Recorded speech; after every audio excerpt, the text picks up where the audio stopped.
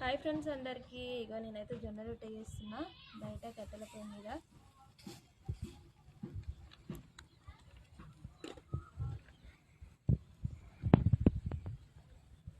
ఇప్పుడే తిప్పేసుకోవద్దు ఇది, ఎందుకంటే కొంచెం మాడాలి. మాడిన తర్వాత అప్ప కాలిన తర్వాతనే తిప్పేయాలన్నట్టు. మీకు ఎంతమందికి జొన్న రొట్టె అంటే ఇష్టం?